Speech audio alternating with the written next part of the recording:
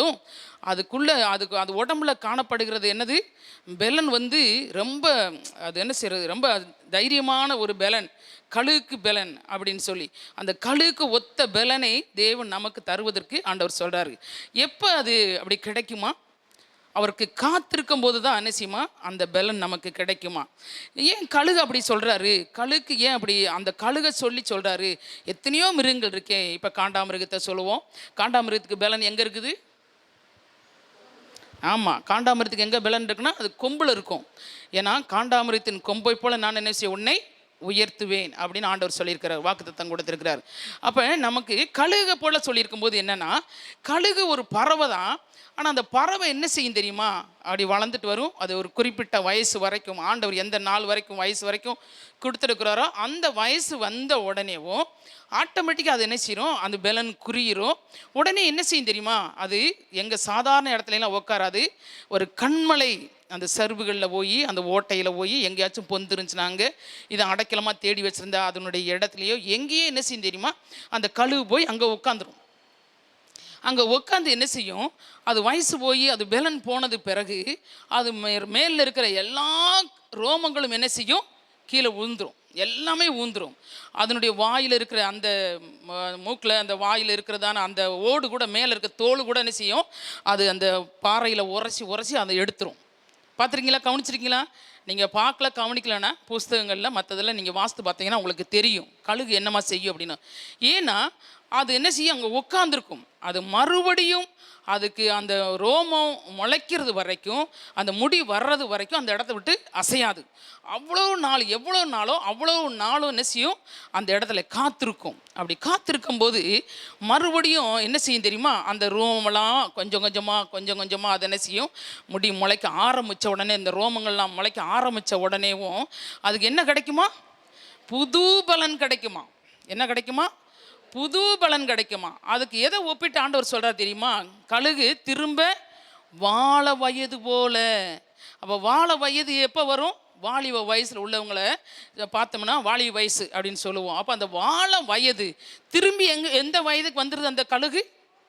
ஆமாம், வாலிப வயசுக்கு. சரியான ஒரு வாலிபன் எப்படி ஒரு பெலனுள்ளனா இருப்பானோ அந்த மாதிரி அந்த கழுகு என்ன செய்யாது, மறுபடியும் அந்த வாழ வயதுக்குள்ள பெலனை பெற்றுக்கொண்டு வருகிறது. அல்லேலூயா. ஆமாம், அப்போ வாழ வயதை பெற்றுக்கொண்டு அந்த கழுகு வரும்போது அது மறுபடியும் என்ன செய்யும், தன்னுடைய பெலனை கொண்டு.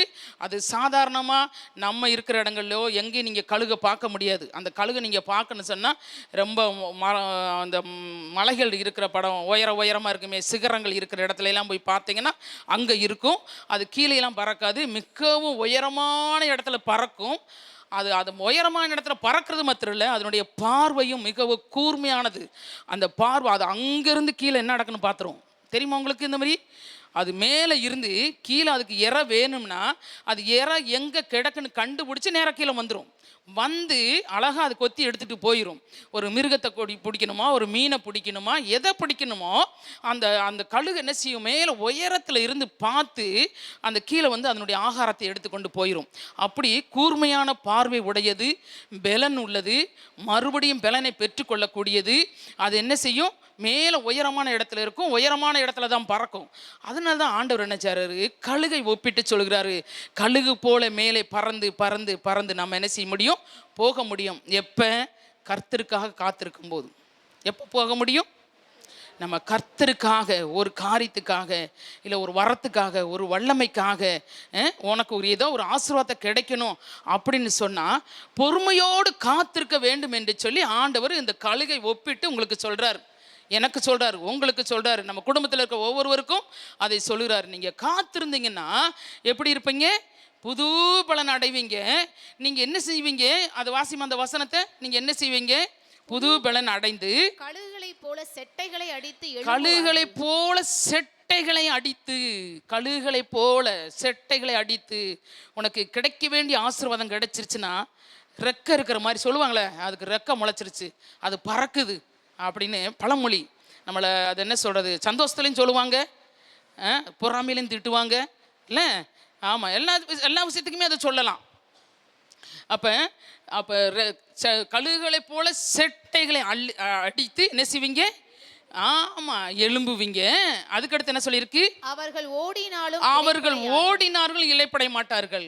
நீங்க கர்த்தருக்குள்ள ஒரு ஆசீர்வாதத்தை பெற்றுக்கொண்டீங்கன்னா, நீங்க காத்திருந்து பெற்றுக்கொண்டீங்கன்னா, நீங்க என்ன செய்வீங்க?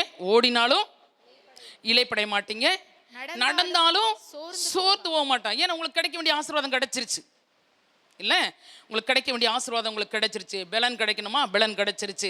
பணம் கிடைக்கணுமா? பணம் கிடைச்சிருச்சு. சுகம் கிடைக்கணுமா? சுகம் கிடைச்சிருச்சு. வீடு கிடைக்கணுமா? வீடு கிடைச்சிருச்சு. அப்புறம் என்ன கிடைக்கணும்? வேலை கிடைக்கணுமா? வேலை கிடைச்சிருச்சு. புள்ள வேணுமா? புள்ள கிடைச்சிருச்சு. அப்புறம் என்ன வேணும்? திருமண காரியம் நடக்கணுமா? நடந்துருச்சு. வேற என்ன வேணும்? எல்லா விதத்திலையும் நீ கர்த்தருக்குள்ள காத்திருந்து எனக்கு இந்த காரியம் நடக்கணும், இந்த காரியம் எனக்கு வேணும், இந்த காரியத்தை நீங்க செய்யணும் ஆண்டவரே என்று சொல்லி வேற யாரையும் நீங்க பிடிச்சு அவங்க பக்கம் போகாதபடிக்கு, ஒரு அரசியல்வாதியை பிடிச்சு போகாதபடி, ஒரு பணக்காரனை பார்த்து பின்னாடி ஓடாதபடிக்கு ஆண்டவருடைய சமூகத்தில் நீ காத்திருக்கும் போது ஆண்டவர் சொல்றாரு, அது எப்படி கிடைக்குமா? கழுகை போல செட்டைகளை அடித்து எழும்பக்கூடிய வகையில அதை ஒப்பிட்டு சொல்றாரு. அந்த அளவுக்கு உனக்கு அந்த ஆசீர்வாதத்தை கொடுப்பேன்னு சொல்றாரு. யாருக்குமே உங்களுக்கு சந்தோஷம் இல்லை இல்லை, எனக்கு அப்படிலாம் வேணாம், நான் இப்படியே இருப்பேன் அப்படின்னு சொல்கிறவங்களும் அப்படியே உட்காந்துருங்க. நீங்கள் அல்லையே சொல்லவே வேணாம், நீங்கள் கரங்களை தூக்கவும் வேணாம், உங்களுக்கு அந்த ஆசீர்வாதம் வேணாம். ஏதோ 1-2 பேர் கிடைக்குதா அது சந்தோஷம். சரியா? அப்போ நடந்தாலும் சோர்ந்து போகாதபடி, ஓடினாலும் இளைப்படையாதபடி ஆண்டவர் உனக்கு செய்யணும்னா நீ என்ன செய்யணும்? காத்திருக்க வேண்டும். அது மாத்திரமில்லை, எப்படி காத்திருக்கணுமா? அதிகாலையில் காத்திருக்க வேண்டும். சங்கீதத்தில் வாஸ்தவம் பார்த்தீங்கன்னா, சங்கீதம் 5 வாசிங்கம்மா. சங்கீதம் 5:3. கர்த்தாவே காலையிலே என் சத்தத்தை கேட்டருளுவி. ஆமா, காலையிலேயே சத்தத்தை கேட்கணும். எத்தனை பேர் காலையில் எந்திரிச்சு நீங்க ஜெபம் பண்றீங்க?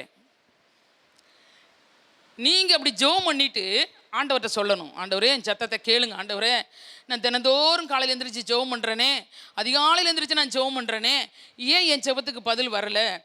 அவர் சொல்கிறாரு, கர்த்தாவே காலையிலே என் ஜெபத்தை கேட்டருளும். அதுக்கடுத்து காலையிலே உமக்கு நேரே வந்து, நான் காலையிலே உமக்கு நேரே வந்து காத்திருப்பேன் ஆண்டவரே.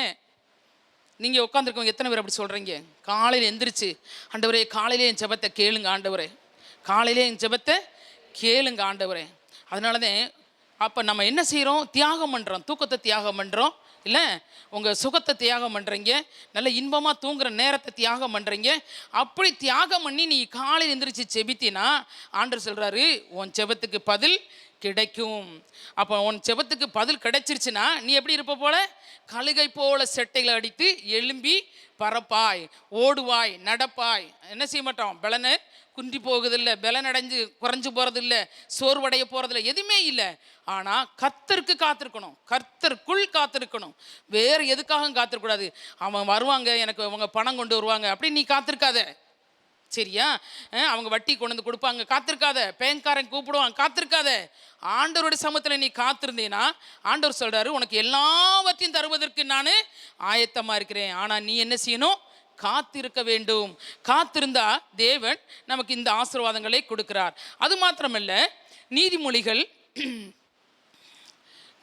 வாசிப்போமா? 20-22 வாசிப்போமா? தீமைக்கு சரி கட்டுவேன் என்று சொல்லாதே, கர்த்தருக்கு காத்திரு, அவர் உன்னை ரட்சிப்பார். ஆமா, தீமையை சரி கட்டுவேன்னு சொல்லிட்டு இருக்காத. நீ என்ன செய்யணுமா? ஆமா, கர்த்தருக்குள்ள காத்திருக்கிறது தான் ரட்சிக்கப்படுவாய். எத்தனை பேர் ரட்சிக்கப்பட்டிருக்கீங்க? எல்லாருமே பேசுங்க. எத்தனை பேர் ரட்சிக்கப்பட்டிருக்கோம்? இனி சேர்த்தான் எத்தனை பேர் நம்ம ரட்சிக்கப்பட்டிருக்கோம் அப்படிங்கிற உறுதியில் இருக்கிறீங்க? என்னைக்கோ ரட்சிக்கப்பட்டோமா, இல்லை இன்னைக்கு வரைக்கும் இப்படி ரட்சிக்கப்பட்டுட்டே இருக்கிறோமா? ஆமாம், ஒவ்வொரு நாளும். அதனால தான் ஆண்டவர் சொல்லியிருக்காரு, முடிவு வருந்தும் நிலை நிற்பவனே ரட்சிக்கப்படுவான். அப்போ ரட்சிப்புக்கு ஒரு முடிவே கிடையாது இல்லை. இப்போ ரட்சிப்புக்கு நமக்கு என்ன இல்லை? முடிவே இல்லை. அப்போ அந்த ரட்சிப்புக்கும் நீ என்ன செய்யணும்? காத்துக்கிட்டே இருக்கணும். ஒவ்வொரு நாளும் ஒரு ரட்சிப்பை நீ இழந்து போயிடக்கூடாது. சரியா? ரட்சிப்பை இழந்து போயிட்டீன்னா அதோட முடிஞ்சு கதை. சரியா? உன்னை தூக்கி என்ன செய்வாங்க? கீழே தான் போடணும். ஆண்டவர் தூக்கி போட்டுவார், நாங்கள் இல்லை, ஆண்டவர் தூக்கி போட்டுவார். உன் ரட்சிப்பை என்ன செய்யணும்? ஒவ்வொரு நாளும் நீ என்ன செய்யணும்? காத்து கொள்ள வேண்டும். அப்போ காத்து கொண்டாத்தான் நீ என்ன செய்வாய்? ரட்சிக்கப்படுவாய். வசனத்தை மறுபடியும் வாசிமா, அந்த வசனத்தை முழுசும். தீமைக்கு சரி கட்டுவேன் என்று சொல்லாதே, தீமையை சரி கட்டிடுவேன்னு சொல்லிடாத. நீ அதை பார்க்க வேண்டிய வேலை உனக்கு இல்லை. நீ கர்த்தருக்கு காத்திருக்கணும். தீமையை பார்த்து நான் செய்யலை, அது நான் பண்ணலை, அப்படி இப்படி நீ சொல்ல வேணாம். அது அவங்க செஞ்சுட்டாங்க, இவங்க செஞ்சுட்டாங்க. இப்போ கூட நம்ம பார்த்தோம்ல, தமிழ்நாட்டில் நடக்கிற கதையெல்லாம் பார்த்தோம்ல. இல்லை ஒன்று அது என்ன சொல்கிறது, மூளையில்லாத ஜனங்கள்னு சொல்ல தான் முடியும். வேற என்ன சொல்ல முடியும்? அறிவில்லாத ஜனங்கள் தான் சொல்ல முடியும். குடும்பமாக அறிவில்லாமல் போயிருக்கிறாங்க. படித்தவங்களும் அறிவில்லை, படிக்காதவங்களுக்கும் அறிவில்லை. எதுலையுமே அறிவில்லாத ஒரு ஜனங்கள் தான் நம்ம ஜனங்களை சொல்ல முடியும். எதில் அறிவு இருக்கணும், எதில் அறிவில்லை அப்படிங்கிறது நம்ம ஜனங்களுக்குள்ள இல்லை. அந்த அளவுக்கு பிசாசானவன் எந்த மாதிரி இழுத்து கொண்டு போயிருக்கான் பார்த்தீங்களா? அந்த செஞ்சு முடிஞ்சிருச்சு, போயிருச்சு, 41 உயிர் போயிருச்சு. சரியா? வாழ வேண்டிய உயிரும் போயிடுச்சு, வாழ்கிற உயிரும் போயிடுச்சு, சின்ன உயிரும் போயிடுச்சு, பெரிய உயிரும் போயிடுச்சு, எல்லாம் போயிடுச்சு. ஆனால் இப்போ என்ன சாக்கு போக்கு சொல்கிறாங்க, தீமை யாருனால வந்துச்சு? ஆமாம், அரசியல் மூலமாக வந்துருச்சு, அவர் மூலமாக வந்துருச்சு, இவர் மூலமாக வந்துருச்சு, போலீஸ்காரன் மூலமாக வந்துருச்சு, இவங்க மூலமாக வந்துருச்சு, அவங்க மூலமாக வந்துருச்சு அப்படின்னு சொல்லிட்டு ஒவ்வொருத்தரையும் ஒவ்வொரு சாக்கு சொல்கிறாங்க. ஒரு சாக்கு போக்கு சொல்லிக்கிட்டு இருக்காங்க. போன உயிர் தான், திரும்பி வரப்போகிறதெல்லாம் கிடையாது, அவங்களுக்கு ஆறுதல் கிடைக்க போகிறது கிடையாது. ஆனால் அவங்க ஆறுதல் கிடைக்க வேண்டிய இடத்துல இருந்திருந்தாங்கன்னா இந்த மாதிரி உயிர் தியாகம் போயிருக்காது. சரியா? உயிர் பலி போயிருக்காது, அவங்க அந்த மாதிரி ஆகலை. அதுபோல் இங்கேயும் கூட பார்த்தீங்கன்னா வசனத்தில் பிசாசானவன் நம்மளையும் கூட என்ன செய்வான், இந்த மாதிரி இடத்துக்கு தள்ளுவான். சாக்கு போக்கு சொல்லி, தீமை எதனாச்சும் ஒரு காரணத்தை சொல்லி நம்மளை சாக்கு போக்க சொல்லி ரட்சிப்பை இழக்கும்படியாக செஞ்சிருவான். அதுக்கு நம்ம என்ன செய்யக்கூடாது, இடம் கொடுக்கக்கூடாது. நம்ம என்ன செய்யணும், கர்த்தருக்குள்ள காத்திருக்கணும். நம்ம என்ன செய்யணும், காத்திருக்கணும், கர்த்தருக்குள்ளே இருக்கணும். எந்த காரியத்தை எடுத்தாலும் ஆண்டவருக்குள்ளே இருக்கணும். கர்த்தருக்குள்ளே இருக்கிறோமா அப்படிங்கிறத நீங்கள் பாருங்க. அப்படி இருந்தால் நீ என்ன செய்வாய், ரட்சிக்கப்படுவாய். என்ன வசனம் வாசிக்காமல் இருக்கிறீங்க, பேசாமல் உட்காந்துருக்கீங்க? தூக்கம் வருது எல்லாருக்கும்? இல்லை சொல்லுங்க. அப்போ கர்த்தருக்குள்ள காத்திருந்தா அவர் உன்னை ரட்சிப்பா. நீ ரட்சிக்கப்பட, நீ யார் ரட்சிக்கப்படணும் இல்லை, அவரே வந்து உன்னை என்ன செஞ்சிருவாரு, ரட்சித்திருவார். சரி, அடுத்து ஒரு காரியத்தை நாம் பார்ப்போம். ஏசாயா 49:23 வாசிப்போம். ராஜாக்கள் உன்னை வளர்க்கும் தந்தைகளும் அவர்களுடைய நாய்கள் உன் கை தாய்களுமாய் இருப்பார்கள். தரையிலே முகங்குப்புற விழுந்து உன்னை பணிந்து உன் கால்களின் தூளை நக்குவார்கள்.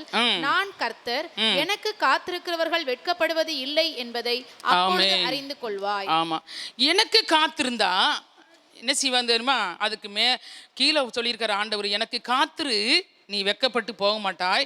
அதுக்கு முன்னாடியுடைய பகுதியெல்லாம் நீங்கள் வாசித்து பார்த்தீங்கன்னா, யாருமா? ராஜாக்கள் உன்னை வளர்க்கும் தந்தைகளும் அவர்களுடைய நாயகிகளின் உன் கை தாய்மார்களுமாய் இருப்பார்கள். தரையிலே மூங்கப்புற விழுந்து உன்னை பணிந்து உன் கால்களில் தூளை நக்குவார்கள். நான் கர்த்தர், எனக்கு காத்திருக்கிறவர்கள் வெட்கப்படுவதில்லை என்பதை அப்பொழுது நீ அறிந்து கொள்வாய். நீ காத்திருந்தீன்னா இந்த கீழ்ப்பகுதியில் சொல்லப்பட்டிருக்க, மேல் பகுதியில் சொல்லப்பட்டிருக்கு பார்த்தீங்களா, அத்தனையும் உனக்கு நடக்கும். அல்லேலூயா.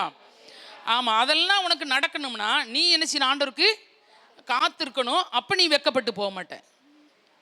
நீ வெட்கப்பட்டு போகணும்னா நீ ஆண்டவர்கிட்ட காத்திருக்க வேணாம். உனக்கு எல்லா அசிங்கமும் வரும். இப்போ வந்திருக்குல்ல, எவ்வளவோ பணம் வச்சுருந்தாலும், எவ்வளோ மதிப்பு மரியாதையாக நீ வாழ்ந்தாலும், எவ்வளோ செல்வாக்குள்ளவராக இருந்தாலும், உலகத்தை எல்லாத்தையும் திரட்டி நரகத்தில் தள்ளினாலும், இப்போ நீ என்ன பண்ணி நிற்கிற, வெட்கப்பட்டு நிற்கிற. சரியா? எல்லா ராஜாக்கள் உன்னை வந்து பணிந்து கொள்ளுவாங்க, எல்லாரும் வருவாங்க, என்ன வணக்கம் போடுவாங்க, சிஎம் வருவார், எனக்கு வணக்கம் போடுவார், அப்படி சொல்லித்தானே அந்த நடிகர் போனார். இல்லை, எல்லாம் எனக்கு கீழே. அவர் பேசும்போதே கொஞ்சம் தென்னாட்டத்தையும் பேசுவார். கவனிச்சிருக்கிறீங்களா? அவர் பேசுறது வைக்கிறது எல்லாமே தென்னாட்டு. நம்ம ஆளு கூட அது என்ன சொல்கிறது, ஜான் ஜெபராஜ் கூட அந்த மாதிரியும் பேசி திரிஞ்சார். அவங்கெல்லாம் வெட்கப்பட்டு போனது பிறகுதே அப்புறம் ஆண்டவர்கிட்ட வருவாங்க, ஆண்டவரே நான் செஞ்சதெல்லாம் தப்பு அப்படின்னு. ஆனால் அதுக்கு முன்னாடி நம்ம ஆண்டவர்களை காத்திருந்து எல்லாரும் நம்ம காலில் விழும்படியாக செய்யணும்னா ஆண்டவர் ஒன்றை உயர்த்தணும், ஆண்டவர் உன்னை மேன்மைப்படுத்தணும், ஆண்டவர் உன்னை உயர பறக்க வைக்கணும், ஆண்டவர் உனக்கு செட்டை கொடுக்கணும், ஆண்டவர் உனக்கு பலன் கொடுக்கணும், ஆண்டவர் எல்லாமே செய்யணும். அதை விட்டுவிட்டு என்னால் எல்லாம் முடியும், எனக்கு எல்லா பலனும் இருக்குது, எல்லாம் இருக்குது, அவங்க தான் காலை வாரி விடுவாங்க, அவங்க தான் உனக்கு கீழே ஓட்டு மிதிப்பாங்க. அதை என்ன செய்கிறாங்க நம்ம ஜனங்க, நம்ம ஆட்கள் வசதி உள்ளவங்க, பணம் படைத்தவங்க, படித்தவங்க, நாகரிகம் உள்ளவங்க, அறிவாளிக எல்லாம் செய்கிறாங்க, மறந்துடுறாங்க ஆண்டவர்களை ஒன்று. ஏன்னா தனக்கு கொஞ்சம் ஒரு புகழ், கொஞ்சம் ஒரு பேர் அப்படின்னு வந்துட்டா ஆண்டவராவது, பைபிளாவது, சர்ச்சாவது, பாஸ்டாவது, ஜெபமாவது எதுவும் தேவையில்லை.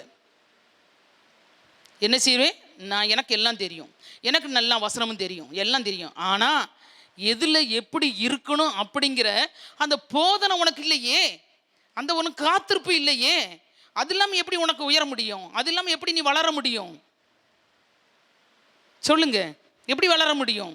அதனால தான் ஆண்டவர் சொல்றாரு, நீ அப்படி என்கிட்ட காத்திருந்தீன்னா நீ என்ன செய்ய மாட்ட? வெட்கப்பட்டு போக மாட்டாய், வெட்கப்பட்டு போக மாட்டாய். நம்முடைய வாழ்க்கையில நம்முடைய காரியங்கள் நமக்கு என்னதான் இருந்தாலும், எல்லாம் தெரிஞ்சிருந்தாலும், நம்மளை நாமளே அடக்கி ஒடுக்கினவர்களாய் ஆண்டவருடைய சமத்துல காத்திருக்கிறவங்களா நம்ம காணப்பட வேண்டும். அப்படி இருக்கும்போது ஆண்டவர் என்ன செய்வார்? உயர்த்தி வைப்பார், மேலே பறக்கும்படி செய்வார். அதனாலதான் கழுகு ஒப்பிட்டு ஆண்டவர் என்ன செஞ்சிருக்காரு? உங்களையும் என்னையும் சொல்லியிருக்கிறார். சரியா? அடுத்து ஒரு சங்கீதம் வாசிப்போம். 22:4-5 வாசிங்கம்மா. சங்கீதம் 22:4-5 வாசிப்போம். எங்கள் பிதாக்கள் உம்மிடத்தில் நம்பிக்கை வைத்தார்கள். ஆமா, எங்க பிதாக்கள் உம்மிடத்தில் நம்பிக்கை வைத்தார்கள். நம்பின அவர்களை நீர் விடுவித்தீர். நம்பின அவர்களை விடுவித்தீர். உம்மை நோக்கி கூப்பிட்டு தப்பினார்கள். உம்மை நம்பி வெட்கப்பட்டு போகாதிருந்தார்கள். ஆமா, எங்கள் பிதாக்கள், முற்பிதாக்கள். ஆபிரகாம் யாரனாச்சும் பார்த்தாராமா? பிதாவை பார்த்தாரா? இல்லை இயேசுவை பார்த்தாரா? பரிசுத்த ஆவியானவர் பார்த்தாரா? சொல்லுங்க, யாரையும் பார்த்தாரா அவரு? இல்லை, வார்த்தையை கேட்டார். ஆண்டுடைய வார்த்தை, பேசுகிற வார்த்தையை தான் அவர் கேட்டார். சொன்ன வார்த்தைக்கு கீழ்ப்படிஞ்சார். அவர் என்னஞ்சார்? ஆண்டவரையும் நம்பியிருந்தார். எத்தனை வருஷம் கழிச்சு பிறந்தான் ஈசாக்கு? ஆமாம், 25 வருஷம் கழிச்சு. அப்போ எத்தனை வருஷம் காத்திருந்தார் இல்லை? 25 வருஷம் காத்திருந்தார். அவர் வேறு எதையும் நம்பி போல, எந்த ஆஸ்திரியை நம்பி போல, எந்த டாக்டரை நம்பி போல, எந்த நர்ஸை நம்பி போல, வேறு எங்கே மாத்திரை வாங்க போல, குறி சொல்கிற வேண்ட போல, எங்கேயும் போலமா அவர் ஆண்டவருடைய வார்த்தையை பிடித்தார். எத்தனை வருஷம் காத்திருந்தார்? 25 வருஷம் காத்திருந்தார். ஆண்டவர் கொடுத்தாரா கொடுக்கலையா? வாக்கு நிறைவேற்றினார், நிறைவேற்றலையா? அப்படி நிறைவேற்றினார். அதையும் சொல்கிறார் இங்கே, எங்கள் பிதாக்கள் உங்களை நம்பி இருந்தாங்க, அவங்களுக்கு என்ன செஞ்சீங்க? நம்பின அவர்களை நீங்க என்ன செய்யல? கைவிடல. 25 வருஷம் நம்ம ஒரு காரியத்துக்காக காத்திருந்தோம்னா என்ன போயிடுவோம்? நம்மளாம் சோர்ந்து போயிடுவோம். என்ன ஆண்டவரை தேடி என்னையா புண்ணியம், அவர் என்னையா எனக்கு செய்கிறாரு, ஒரு ஆசீர்வாதம் இல்லையே, ஒரு நன்மை இல்லையே, இத்தனை வருஷமா ஒரு காரியத்தை கேட்குறேன், என்ன எனக்கு செஞ்சிட்டாரு, என்ன சர்ச்சுக்கு போய் என்ன நடந்துச்சு, 1000 குறை சொல்லிடுவோம், 1000 காரியத்தில் சலிச்சு போயிடுவோம், இல்லை புலம்பிடுவோம், எல்லாம் பண்ணிடுவோம். ஆனால் ஆபிரகாம் சொல்றாரு, 25 வருஷம் காத்திருந்தார். காத்திருந்து குழந்தை பெற்றுக்காரு. அவர் மட்டும் இல்லை, நிறையா எலிசபெத்து, சகரியா பார்த்தீங்கன்னா அவங்க என்ன எத்தனை வருஷம் போட்டிருக்கா? இல்லை, முதிர் வயதானவர்கள். யாரு? சகரியாவும் எலிசபெத் எத்தனை வயசுல? முதிர் வயது. லூக்காவில் எடுத்து வாஸ்து பார்த்தீங்கன்னா அவங்கள பற்றி அழகாக போட்டிருக்கோம்.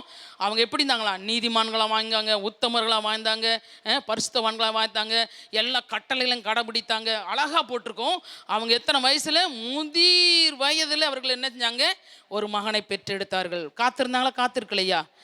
அவருக்கு ஊழியம் செய்கிறதுக்கு அவர் பிள்ளை கேட்டார், வேறு எதுக்கும் கேட்கல. எனக்கு பேர் புகழ் வேணும், எனக்கு எல்லாரும் என்னை மல்லடின்னு சொல்கிறாங்க, அதனால எனக்கு ஒரு பிள்ளையை கொடுங்க, அப்படி கேட்கல.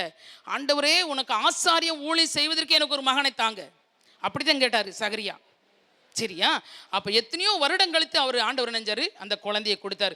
இப்படி நீங்கள் நம்ம வேதத்தில் நீங்கள் வாஸ்து பார்த்தீங்கன்னா யாரும் யாரை நம்பி போகலை, எல்லாம் நெஞ்சாங்க ஆண்டவர்கிட்ட காத்திருந்தாங்க.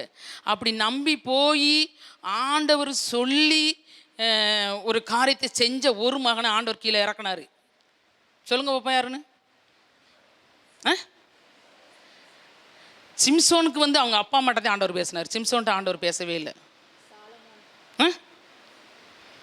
சவுல ராஜா வாக்குறதுக்கு ஆண்டவர் யாரை அனுப்புனாரு? சாமுவேல் அனுப்புனாரு. ஆண்டவர் தானே சொல்லி அனுப்புனாரு, சவுல போய் ராஜாவா அவனை போய் அபிஷேகம் பண்ணு அப்படின்னு சொல்லி அனுப்பி விடுறாரு. நான் அபிஷேகம் பண்ணுறாரு. ஆனால் அந்த சவுல் என்ன பண்ணாரு? எங்கே போனா? குறி கேட்குற வேண்ட போனா. ஆண்டவர் அவனை உண்டாக்குனதுக்காக மனஸ்தாவப்பட்டார், கீழ்ப்படியாமல் போனான், ஆடு மாடுகளை பழி செலுத்தினான். ஆண்டவர் நினைஞ்சார், மனஸ்தாவப்பட்டு அவனை என்ன செஞ்சார்? கீழே தள்ளினார். அப்போ ஆண்டவர் சொல்லி ஏற்படுத்தின முதல் ராஜா சவுல் ராஜா. ஆண்டவரே சொன்னார்மா, போய் சாலமோன சாமுவேல் தீர்க்கதரிசியை போய் அபிஷேகம் பண்ணு, அவனை போய் பண்ணு அப்படின்னு சொல்லிட்டு அவன் பார்த்தீங்கன்னா கீழ்ப்படியாமல் அந்த காரியத்தை செஞ்சதுனால அவர் மனசு அவ்வளோ அங்கலாயிடுச்சு, துக்கப்பட்டார். இந்த சவுல ராஜாவை ஏற்படுத்தினதுக்கு நான் விசனப்படுகிறேன்னு சொல்லிட்டு வேதனைப்பட்டாரு, கீழே இறக்கி தள்ளுனாரு. அப்படி ஆண்டவரே சொல்றார் இந்த காரியத்தில்.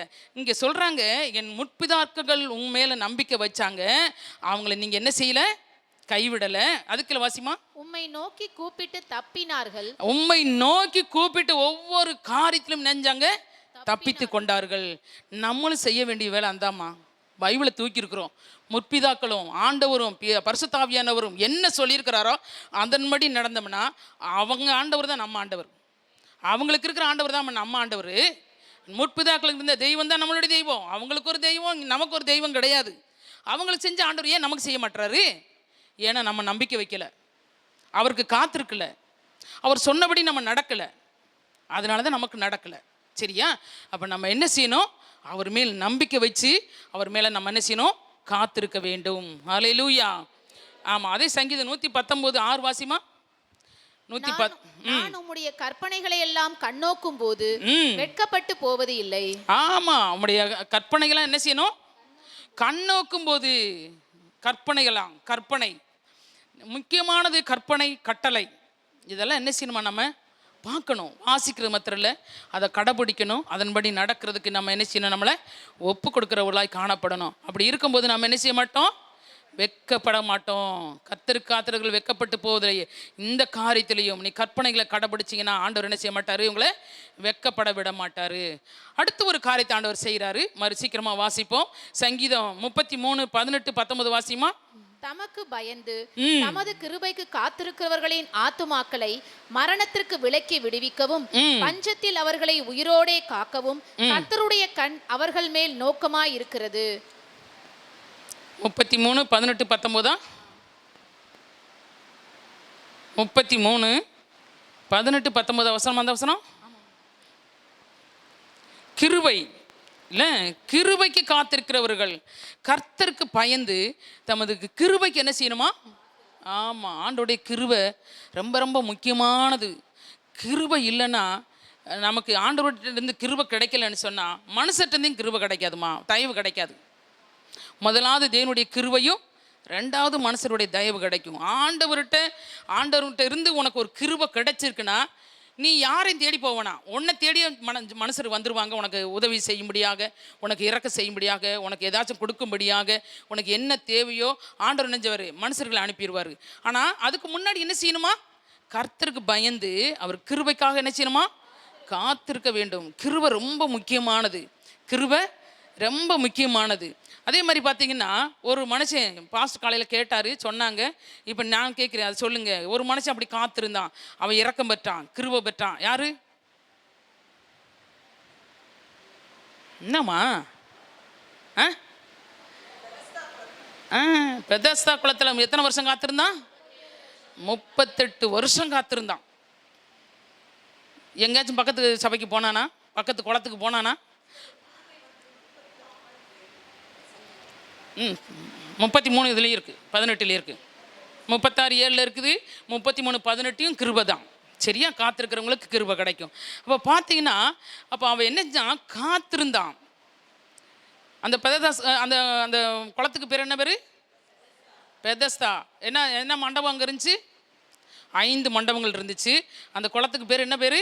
பெதஸ்தா. என்னது? இரக்கத்தின் வீடு. இல்லை, இரக்கம் கிடைச்சிச்சு. யூதா 1:2 வாசித்தீங்கன்னா இரக்கம் கிடைச்சு. கிருபை மாத்திரம் கிடைக்கிறது இல்லைம்மா, இரக்கமும் கிடைக்கணும். முதல்ல கிருபை கிடைச்சாதான் ரெண்டாவது இரக்கம் கிடைக்கும். சரியா? நீங்கள் எப்போ கிடைக்கும்? காத்திருக்கும் போது, ஆண்டவருக்கு காத்திருக்கும் போது, ஆண்டவருக்கு பயந்து நடக்கும்போது, அவர் சமூகத்தை தேடும் போது, அதிகாலையில் காத்திருக்கும் போது ஆண்டவர் என்ன செய்கிறாரு? இதெல்லாம் உனக்கு என்ன செய்கிறாரு? கூட்டி கொடுக்குறாரு. அதை யூதா 1 வாசிங்க. யூதா இதை 1:2 வாசிங்க. இயேசு கிறிஸ்துவினுடைய ஊழியக்காரனும் இல்லம்மா, கடைசி வரும். யூதா 21. தேவனுடைய அன்பிலே உங்களை காத்துக்கொண்டு நித்திய ஜீவனுக்கு ஏதுவாக நம்முடைய கர்த்தராகிய இயேசு கிறிஸ்துவினுடைய இரக்கத்தை பெற காத்திருங்கள். ஆமா, அந்த இரக்கம் பாருங்க எவ்வளவு முக்கியமானது. கிருபை ஒண்ணு கிடைக்குது, அடுத்து என்ன செய்யுது? இரக்கம். அந்த இரக்கம் கிடைக்கிறது ரொம்ப முக்கியமானது. அந்த இரக்கத்தின் வீடு தான் 38 வருஷமா காத்திருந்த அந்த பெதஸ்தா குளம். என்ன இடம்? இரக்கத்தின் வீடு. சரியா? இரக்கம் பண்ணுறதான இடம் தான் அந்த இடம். 38 வருஷமாக ஒருத்த கூட அவனை தூக்கி கொண்டு போய் விடலாமா கிணத்துல? சரி, அந்த ஆற்றுல கொண்டு போய் விடலை. எத்தனையோ தேவதர்கள் வந்து கலக்கும்போது மற்றவங்களுக்கெல்லாம் மற்றவங்க உதவி செஞ்சாங்க.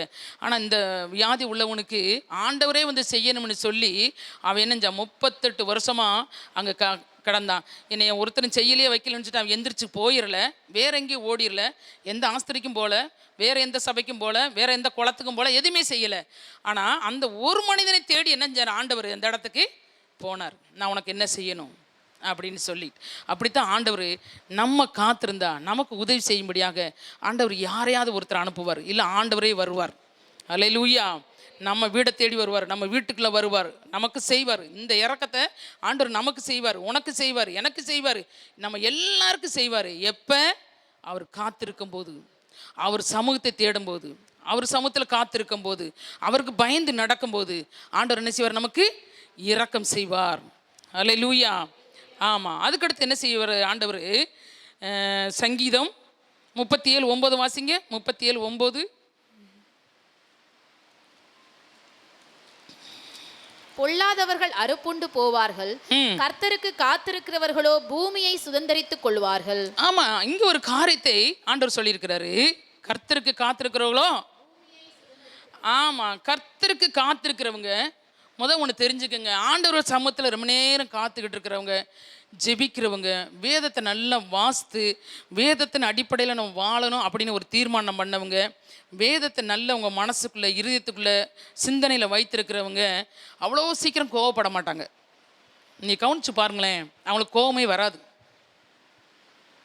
ஆனாலும் வசனம் சொல்லுது, கோபம் கொண்டாலும் பாவம் செய்யாமல் இருக்கணும். கோபம் வரும், ஒரு சில நேரத்தில் அதிகமாக இது பண்ணும்போது கோபம் வந்துடும். அது எப்படி பேசணுமா? சரியாக நம்ம பேசி அந்த கோபத்தை வெளிப்படுத்தணும்.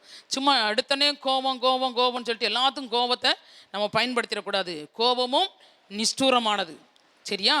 அந்த கோபம் ஒரு சில நேரத்தில் என்ன செய்கிறோம்? பழி வாங்கிறோம். அப்படி செய்யக்கூடாது. ஆனாலும் பார்த்தீங்கன்னா கர்த்தருக்கு காத்திருக்கிறவங்களுக்கு ஒரு நிதானம் கிடைக்கும், ஒரு பொறுமை இருக்கும். ஒரு வசனத்தை, அந்த வசனத்தின்படி நம்ம நடக்கிறோமா? சப்போஸ் நீங்கள் கோவப்பட்டுட்டாலுமே அடுத்து உங்கள் மனசு உடனே பதபதைக்கும். இந்த வசனம் இப்படி சொல்லிக்க, நம்ம இப்படி பண்ணிட்டோமே, இப்படி பேசிட்டோமே, இப்படி செஞ்சிட்டோமே அப்படின்னு உங்கள் இருதயத்தை என்ன செய்யும்? உங்கள் எண்ணத்தை உங்களை என்ன சரிப்படுத்தும். அதனால தான் ஆண்டவர் சொல்கிறாரு, கர்த்தருக்கு காத்துறவங்க என்ன சுதந்திரித்து கொள்வாங்களாம்? பூமி சுதந்திரித்து கொள்வார்கள். அதே மத்தேயுல என்ன சொல்லப்பட்டிருக்கு? சமாதானம் பண்ணுகிறவர்கள் அவர்கள் யார்? என்னத்தை சுதந்திரித்து கொள்வாங்க? ஆமாம், சமாதானம் பண்ணுகிறவர்களும் பூமியை சுதந்திரித்துக் கொள்வார்கள். ஆமாம், சாந்த குணம். அதனால தான் சொல்கிறது, வசனம் மனசுக்குள்ளே இருக்கணும், வேதம் உங்கள் இதுக்குள்ளே இருக்கணும், நீங்கள் காத்திருக்கணும். ஆண்டவருக்குள்ளே நீங்கள் ஒவ்வொரு காரியத்தையும் செய்யும் போது நீங்கள் என்ன செய்வீங்களா? சாந்த குணமுள்ளவர்களாய் மாறிடுவீங்க. அப்போ ஆண்டவர் இங்கே சொல்லியிருக்க வசனமும் மத்தியில் சொல்லியிருக்க வசனத்தை நீங்கள் ஒப்பிட்டு பாருங்களேன். அப்போ எங்கே நம்ம தவறுகிறோம் அப்படின்னு சொன்னால், நம்ம ஆண்டவருக்குள்ளே காத்திருக்காதனால தான், ஆண்டவருக்குள்ளே பயந்து இருக்காதனால தான் நம்ம எல்லா காரியங்களையும் நம்ம என்ன செய்கிறோம்? அவசரப்பட்டு முடிவெடுக்கிறது, அவசரப்பட்டு பேசுறது, அவசரப்பட்டு கோவப்படுறது, அவசரம் எல்லாமே அவசரம். அப்படி அவசரப்படுறதுனால தான் நம்ம எல்லா காரியத்தையும் இழந்து போய் நிற்கிறோம். ஆனால் நிதானமாக பொறுமையாக நம்ம பேசியிருந்தோம்னா, நம்ம செஞ்சுருந்தோம்னா அதனுடைய ஆசீர்வாதம் கிடைக்கும், இல்லைன்னா கிடைக்காது. சரியா? இப்போ இங்கே பார்த்தீங்கன்னா, சமாதானம் பண்ணுகிறவர்கள் பாக்கியவான்கள், அவர்கள் எதை சுதந்திரித்துக் கொள்வாங்களா? பூமியை சுதந்திரித்துக் கொள்ளுவாங்க. அப்புறம் வேற என்ன சொல்லியிருக்கு? கர்த்தருக்கு காத்திருக்கிறவங்க பூமியை சுதந்திரித்துக் கொள்ளுவாங்க. அப்போ சுதந்திரித்து கொள்ளுகிறது கூட ஆண்டவர் நம்மகிட்ட ஒரு தகுதியை எதிர்பார்க்கிறார். அப்போ அந்த தகுதி உள்ளவர்களாக நம்ம இருக்கிறோமா? ஒரு காரியத்தை பெற்றுக்கொள்ள, ஒருவேளை எல்லாம் நம்ம இங்கே உட்காந்துருக்குறோம், இப்போ ஒரு 50-60 பேர் உட்காந்துருக்கிறீங்க, நாங்கள் 60 பேரும் ஒரே மாதிரி நாங்கள் அப்படி இருக்கிறோன்னு ஆண்டவர் கொடுப்பாரு, அந்த மாதிரி கொடுப்பாரு. நீங்கள் சுவிசேஷத்தில் லூக்காவில் வாஸ்து பார்த்தீங்கன்னா, ஒரு எஜமான் என்ன செய்கிறான்? ஊருக்கு போகும்போது என்ன செய்கிறான்? ஒவ்வொருத்தட்டையும் 10 ஆமாம் பொருள்களை கொடுத்துட்டு போகிறான். தன்னுடைய ஆஸ்தி என்ன செஞ்சான்? பிரித்து கொடுத்துட்டு போகிறான். வந்து கேட்கும்போது அவன் சம்பாரித்து கொண்டு வந்து கொடுக்குறதில்ல. நீ எத்தனை பட்டணத்துக்கு அதிகாரியாரு? 10 பட்டணத்துக்கு அதிகாரி. நீ எத்தனை கொண்டு வந்திருக்க? 5 பட்டணம், 5 பட்டணத்துக்கு அதிகாரி. அப்படி ஆண்டவர் சுதந்திரிக்க முடியாது நம்மளை செய்வாரா? செய்ய மாட்டாரா? கண்டிப்பாக செய்வார். ஆனால் நம்ம ஆண்டவருக்கு காத்திருக்கிறோமா? ஆண்டவருக்கு பயந்து இருக்கிறோமா? ஆண்டவர் சொல்லுறபடி நம்ம வாழ்கிறோமா? இல்லை நம்ம இஷ்டப்படி அவசரமாக காத்திருக்க முடியாது, ஜெபிக்க முடியாது, அதிகாலையில் எந்திரிக்க முடியாது, ஆண்டவர் சமூகத்தில் இருக்க முடியாது அப்படிலாம் சொன்னால் ஆண்டவரும் செய்ய மாட்டாருமா? ஆண்டவர் செய்ய மாட்டார். உன்னையும் என்னையும் காட்டிலும் எத்தனையோ கோடான கோடி பிள்ளைகள் ஆண்டவரை தேடி காத்துக்கிட்டு இருக்காங்க. அவங்களுக்கு செய்ய வேண்டிய ஆண்டவர் உனக்கு வந்து செய்யணும்னா நீ அவங்கள காட்டில் என்ன செய்யணும்? ஆமாம், அதிகமாக இருக்கும், அதிகமாக இருக்கணும். அப்போத்தான் ஆண்டவர் ஓம் பக்கத்தில் வருவார். இல்லைன்னா யாரை தேடுறாங்களோ அங்கே போயிடுவார் ஆண்டவர். எல்லா நேரமும் ஓம் பக்கத்தில் இருக்க மாட்டார். சரியா?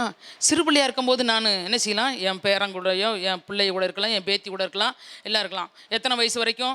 ஒரு 5 வயசு வரைக்கும் கூட இருக்கலாம். அதுக்கு பிறகு கூடயே இருக்க முடியுமா?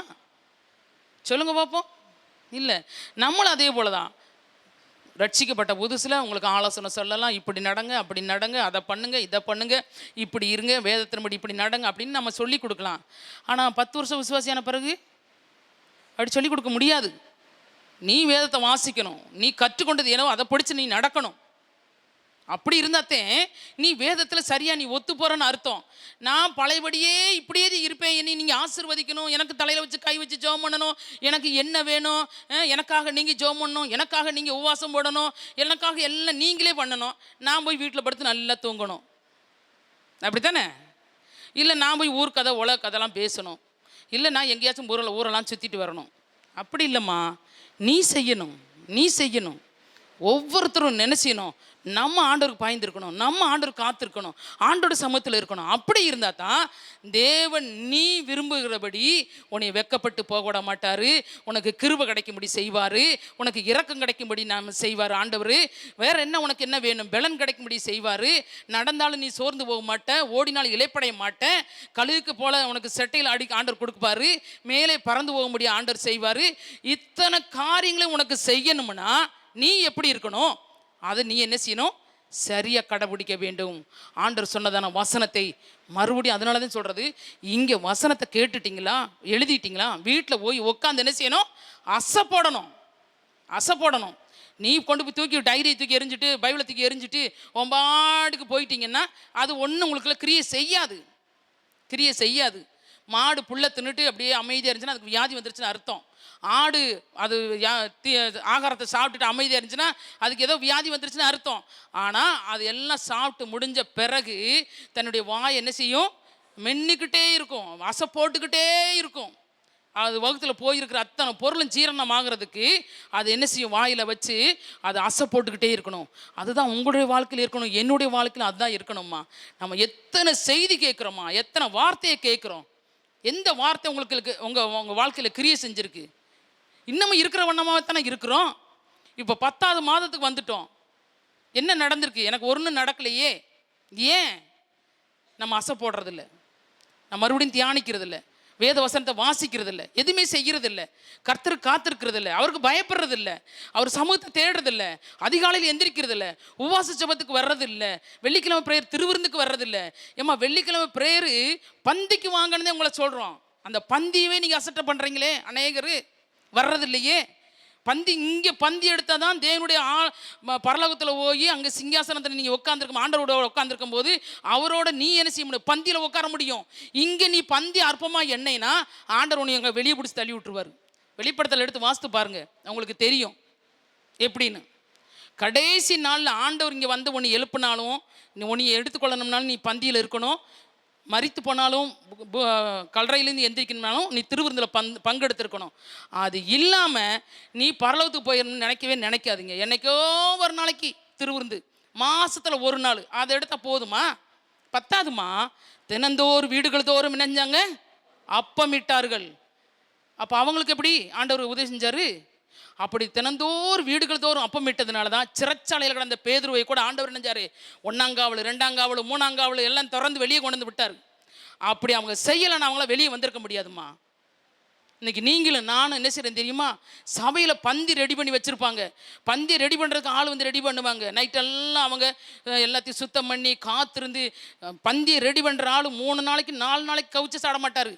அவ்வளோ பரிசுத்தமாக இருந்து வந்து ரெடி பண்ணுவார். தெரியுமா உங்களுக்கு? அப்படிலாம் ரெடி பண்ணி உங்களுக்கு வச்சிருக்கிறாங்க. ஆனால் நீங்கள் என்ன செய்கிறீங்க தெரியுமா? அப்படி ஒரு 1 hour பெர்மிஷன் போட்டு கூட ஓடியாரலாம், வந்து பந்தியில் பங்கெடுத்துட்டு ஓடணும். அதுதாம்மா உண்மையான ஒரு விசுவாசிக்கு அடையாளம். நீங்கள் என்ன செய்கிறீங்க? அநேகர் என்ன செய்கிறீங்க? வீட்டில் உட்காந்துக்கிறோம். வெள்ளிக்கிழமை பிரேயர் அது யாருக்கோ நடக்குது, நமக்கெல்லாம் அது கிடையாது அப்படின்னு வீட்டில் உட்காந்துக்கிறீங்க. ஏன்? தினந்தோறும் வரணும் ஆலயத்துக்கு, தினந்தோறும் பந்தியில் பங்கெடுக்கணும். அப்படித்தான் ஆண்டவர் விரும்புகிறாரு. நமக்கு அந்த மாதிரிலாம் ஒரு சூழ்நிலை இல்லை, தூரமாக இருக்கிறோம், போகிறதுக்கு வர்றதுக்கு முடியாது. ஆனால் வெள்ளிக்கிழமை ஞாயிற்றுக்கிழமை இந்த 2 நாளும் ஆண்டவருக்குன்னு ஒதுக்கி ஒரு 3 ஹவர் வந்து ஆண்டவர் சமூகத்தில் இருக்க முடியாதா? சொல்லுங்க, இருக்கலாமா இருக்கக்கூடாதா? பாக்கி எல்லா நேரத்தையும் நீங்கள் எடுத்துக்கோங்க. தனி ப்ரேயரு, உங்களுக்கு ஸ்பெஷல் ப்ரேயர் என்ன வேணுமோ அது உங்கள் சௌகரியம், அது நீங்களும் ஆண்டவரும். ஆனால் சபையில் நடக்கும்போது சபைக்கு எவ்வளோ முக்கியத்துவம் கொடுக்கணுமோ, ஆராதனைக்கு எவ்வளோ முக்கியத்துவம் கொடுக்கணும், பந்திக்கு எவ்வளோ முக்கியத்துவம் கொடுக்கணும் அப்படிங்கிறத நீங்கள் என்ன செய்யணும்? கற்றுக்கொள்ள வேணும். அப்படி செய்யும்போது தான் நம்ம என்ன செய்ய முடியும்? கழுகுகளை போல பலனடைந்து எழும்ப முடியும். பந்தியில் நீங்கள் திருவிருந்தில் பந்தியில் பங்கெடுத்தா தாம உங்களுக்கு புது பலன் கிடைக்கும். 40 நாள் ஓடினாரு எலியா. எப்படி ஓடினாரு? கரிமீனா சாப்பிட்டு போனாருங்க. ஒரு துண்டு அப்பத்தை கொண்டு ஒரு இறைச்சியை கொண்டு குடிச்சு காக்கா இல்லை, அந்த ஒரு துண்டில் அவருக்கு பலன் வந்துருமா? இல்லை, அப்பத்தை கொண்டு கொடுத்தாங்க. அப்பத்தை சாப்பிட்டுட்டு எங்கே ஓடினாரு? 40 நாள் இரவும் பகல் ஓடினார் எலியா. அப்போ அதெல்லாம் பொய்யா எழுதி வச்சிருக்கா? சொல்லுங்க. நீங்களும் நானும் விசுவாசிக்கணும் தான் எழுதி வச்சிருக்குது. நீங்கள் இதை போல இருங்க அப்படின்னு சொல்லிட்டு தான் நமக்கு எழுதி வச்சிருக்கு. எலியாவுக்கு அன்னைக்கு கொடுத்து அவர் ஓடினாரு, அது உண்மை, அது உண்மை. ஆனால் நீங்களும் நானும் பார்க்கல, சத்தியத்தில் எழுதி இருக்குது. சரியா? இன்னைக்கு நீ அந்த மாதிரி செஞ்சு பாரு அப்படின்னு சொல்லி தான் நமக்கு எழுதி வச்சிருக்கிறது, ஆவியானவர் எழுதி வச்சிருக்கிறாரு. ஆனால் நம்ம என்ன செய்யறது தெரியுமா? அதை கடைபிடிக்கிறது இல்லை. வீட்டில் உட்காந்துக்கிட்டு கதை பேசிட்டு உட்காந்துருப்போம், செல்லு பார்த்துட்டு உட்காந்துருப்போம், தேவையில்லாத பேசியிருப்போம், இல்லை எங்கேயாவது போயிருப்போம். இன்னைக்கு உபவாச நாள் அப்படின்னு சொல்லிட்டு உங்களுக்கு நினைவே இருக்காது. அப்படிலாம் இருக்காதீங்க. அப்படிலாம் இருந்தீங்கன்னா நம்ம எந்த ஆசீர்வாதத்தையும் பெற்றுக்கொள்ள முடியாது. இருக்கிற வண்ணமாக அப்படியே தான் இருப்போம். சரியா? அப்படி இல்லாதபடி நம்ம கர்த்தருக்கு பயந்து நடக்கணும், அவருக்கு காத்திருக்கணும், அவர் கிருபையை பெற்றுக்கொள்ளணும், இரக்கத்தை பெற்றுக்கொள்ள வேண்டும். சரியா? அதுக்கடுத்து நீ இப்படிலாம் இருந்தீங்கன்னா ஆண்டவர் என்ன செய்கிறாரு? உங்கள் வீட்டுக்குள்ளே வருவார், உங்கள் இருதயத்துக்குள்ளே வருவார். வாசிப்போமா? தானியேல் பிலிப்பியர் 4:19 வாசிங்க. பிலிப்பியர் 4:19 வாசிங்க. எங்கே வர்றாரு ஆண்டவர்? இப்படிலாம் நீங்கள் நடந்துக்கிட்டீங்கன்னா என் தேவன் தம்முடைய ஐஸ்வர்யத்தின்படி உங்கள் குறைவை எல்லாம் கிறிஸ்து இயேசுவுக்குள் மகிமையிலே நிறைவாக்குவார். ஆமா, உங்க குறைகள் எல்லாம் ஒருவேளை உங்களுக்கு குறைய காணப்படுது, நான் இவ்வளவு நாள் காத்திருக்கிறேன், நான் இவ்வளோ காத்திருக்கிறேன் ஒவ்வொரு காரியத்திலையும் அப்படின்னு சொல்லி ஒருவேளை உங்க மனசு சோர்ந்து போயிடுச்சுன்னா ஆண்டவர் சொல்றாரு, இல்லை நான் என்ன செய்வேன்? உங்களுக்கு கொடுத்துருக்கிற அந்த ஐஸ்வர்யத்தை என்ன செய்வேன்? ஆமா, நிறைவாக்குவேன். என்ன செய்வேன்?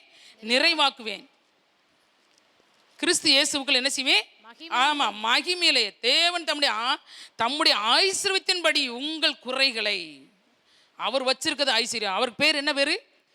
ஐஸ்வர்யத்தின் சம்மனனர்.